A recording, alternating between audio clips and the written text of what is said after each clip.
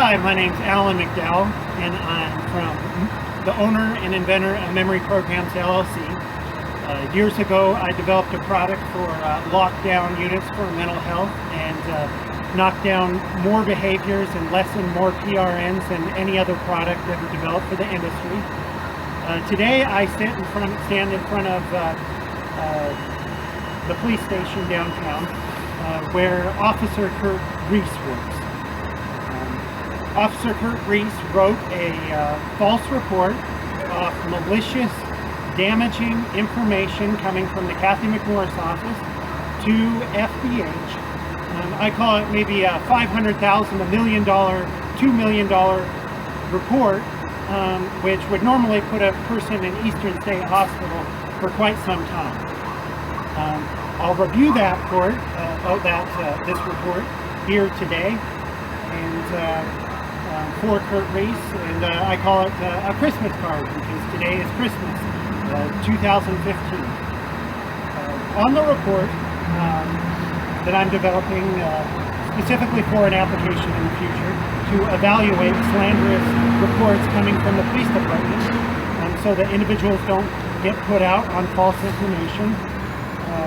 I put down his statements to FBH, which a lot of them were false, and he didn't do his job in investigating I have statements of true, false, misleading, and personal statements on the report, highlighted and statistically analyzed. The first misleading piece of information was that Kurt noted he works in the Peyton building. Well, this was very misleading to FBH, thinking that he was building management for the Peyton building and that I was kicked out, and that's just not the case. It was particular to Cathy McMorris's office, not to the whole building. And that really confused FBH, and it confused me because I contacted the Peyton building and talked to Mr. Gumphrey, and he didn't know anything about a trespassing charge from the building. Here there was is where the FBH stated that they couldn't give out information. Now, the body language and the voice tone and the explanation I got from FBH was that Kurt Reese was attempting to ask for illegal information that they couldn't give out. That was my interpretation from the conversation, so I highlighted that attempt on illegal documents accusation here on the report, where they stated to him that they couldn't give any information out. The first mistake that Kurt made was he put that Cathy McMorris was a senator. She's clearly not a senator. She's a United States Congresswoman. Second was rambling on the report about high school records. That's clearly not the case. I went up to Cathy McMorris's office in order to, with a photograph that needed to be forensically analyzed, and I wanted to know if I could get reference to any defense contractors. I was very direct, defense contractors that could forensically analyze the photograph. And the office manager, Mr. Chud Wendle, gave me references to graphic design companies which don't have the type of forensic software to analyze such a picture. So that rambling was, I'm stating, there was no rambling. I went up there and I was very direct with them. And two here, he's trying to restore his gun rights. Now that was very false, and it was malicious, and I made it clear that the medical mental health industry had false standards concerning asking individuals about guns and then coming back, and if an individual states that they do not they're not interested in guns, or they relinquish their guns, that's a statement of omission that they are talking about guns and wrongfully written up on reports. And I needed information on a federal oversight organization to overlook false medical files. And that was, they should have referred me to joint commissions, but they didn't.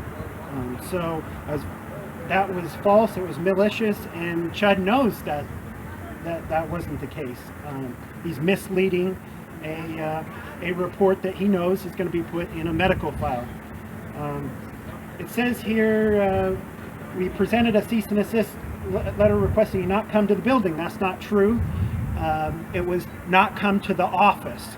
And by writing things like this, he's proving, he's attempting to show that I cannot follow directions, or I'm a mentally ill man, or there's something wrong with me. And on it says, he only have contact in writing or calling. On the cease and desist letter, it was particularly towards only writing to Cannon Street, not calling. And I haven't called this office in years, and probably only called once years ago. I did in the last year call Cannon Street in Washington, D.C.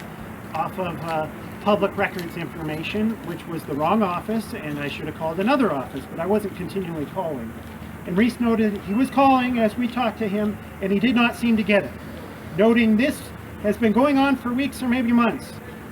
That's not true. Nobody told me,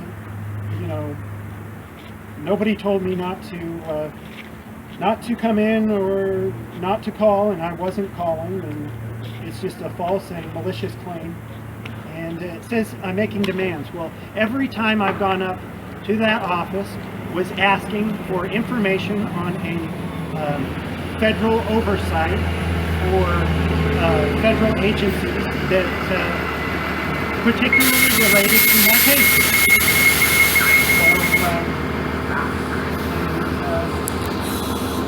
I'm stating here statistically that 29.94% of this report is false, and 17.77% is misleading, and Reese's at the police department, 17.77% of it is his personal statements based on the false and misleading information, and I think he could have done a better job of asking questions to the office, and especially on the calls or